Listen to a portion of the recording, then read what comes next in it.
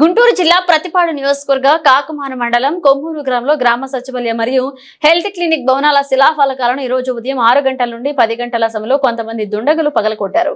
విషయం తెలుసుకున్న కాకుమాన ఎస్ఐ రవీంద్ర సచివాలయ సంఘటన స్థలాన్ని పరిశీలించి పోలీసుల భద్రతా ఏర్పాటు చేసి దర్యాప్తు చేపట్టారు. తెలుగుదేశం పార్టీ విజయం సాధించిన కొద్ది రోజులకి దాడులు జరగడం గమనార్హం.